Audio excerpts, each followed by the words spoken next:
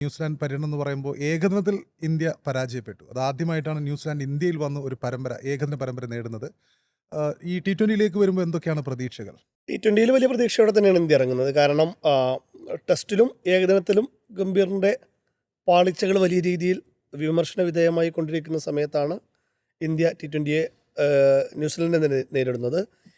ഇന്ത്യയെ സംബന്ധിച്ചിടത്തോളം വേൾഡ് കപ്പിന് തൊട്ട് മുമ്പുള്ള, ന്യൂസിലൻഡിലാണെങ്കിൽ പോലും വേൾഡ് കപ്പിന് മുൻപുള്ള അവസാന ഒരു പരമ്പരയാണിത്. ഈ പരമ്പരയിലെ അവസാന മത്സരം കഴിഞ്ഞ് 7-ാം ദിവസം തന്നെയാണ് T20 ലോകകപ്പ് നടക്കുന്നത്, ഇന്ത്യ ഇറങ്ങാൻ പോകുന്നത് എന്നുള്ളൊരു വലിയ പ്രത്യേകതയുണ്ട്. ഇന്ത്യൻ കണ്ടീഷനിൽ തന്നെയാണ് മത്സരങ്ങൾ എന്നുള്ളതും ഇന്ത്യക്കും ന്യൂസിലൻഡിനും ഒരുപോലെ പ്രധാനം തന്നെയാണ്. ഇന്ത്യയെ സംബന്ധിച്ചിടത്തോളം ഇപ്പോൾ നോക്കുകയാണെങ്കിൽ നമ്മുടെ ഒരു കഴിഞ്ഞ വേൾഡ് കപ്പിന് ശേഷം ഇപ്പോൾ സൂര്യകുമാർ യാദവിൻ്റെ കീഴിൽ ഒരു പരമ്പര പോലും നമ്മൾ കൈവിട്ടിട്ടില്ല എന്നുള്ളതാണ്. അപ്പോൾ ആ ഒരു അപ്രമാദിത്യം ഊട്ടിയുറപ്പിക്കാനും ലോകകപ്പിന് മുമ്പ്, അതായത് ഒരു സെമി ഫൈനൽ എന്നൊക്കെ വേണമെങ്കിൽ നമുക്ക് പറയാവുന്ന രീതിയിലുള്ള ഒരു മത്സരം തന്നെയാണ് നടക്കാൻ പോകുന്നത്. വലിയ പ്രതീക്ഷയോടെ തന്നെയാണ് ഇന്ത്യ ഇറങ്ങുന്നതും. പക്ഷേ അപ്പോഴും കുറച്ച് വെല്ലുവിളികൾ ഇന്ത്യക്ക് നേരിടാനുണ്ട് ന്യൂസിലൻഡിനെതിരെ എന്നുള്ളതാണ്. ഒന്ന്, ആദ്യത്തെ മത്സരം നാളെ നടക്കാൻ പോകുന്നത് നാഗ്പൂരിലെ വിദർഭ ക്രിക്കറ്റ് അസോസിയേഷൻ സ്റ്റേഡിയത്തിലാണ്. ഒരു സ്ലോ പിച്ച് ഗ്രൗണ്ടാണത്. സ്പിന്നർമാർക്ക് വലിയ മേധാവിത്വം നൽകുന്ന, ഇന്ത്യ 74 റൺസിന് ഒരു T20യിൽ ഓൾ ഔട്ടായ വെന്യൂ കൂടിയാണ് BCS സ്റ്റേഡിയം എന്ന് പറയുന്നത്. അത് ന്യൂസിലൻഡിനെതിരെയായിരുന്നു. അന്ന് ഇന്ത്യയെ തകർത്തിരുന്നത് മിച്ചൽ സാന്റ്നറും ഇഷ്സോദിയും ചേർന്നായിരുന്നു. അവർ രണ്ടുപേരും ഈ സ്ക്വാഡിലുണ്ട്. ഏറെക്കുറെ അതേ സ്ക്വാഡ് തന്നെയാണ് ന്യൂസിലൻഡിന് വേണ്ടി ഇപ്പോൾ കളിക്കാനുള്ളതും എന്നുള്ളതും ശ്രദ്ധേയം തന്നെയാണ്.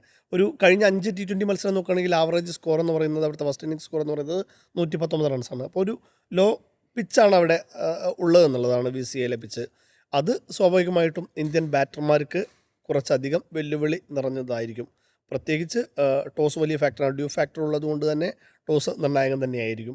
അപ്പോൾ ആ ഒരു വെല്ലുവിളി, പ്രത്യേകിച്ച് ക്വാളിറ്റി സ്പിന്നർമാർ ന്യൂസിലൻഡിനുണ്ട്. നമുക്കറിയാം, ഇന്ത്യൻ കണ്ടീഷനിൽ അവരെല്ലായ്പ്പോഴും നല്ല രീതിയിൽ കളിക്കാറുള്ള താരമാണ്. സാന്റ്നർ ആണെങ്കിലും സോദി ആണെങ്കിലും.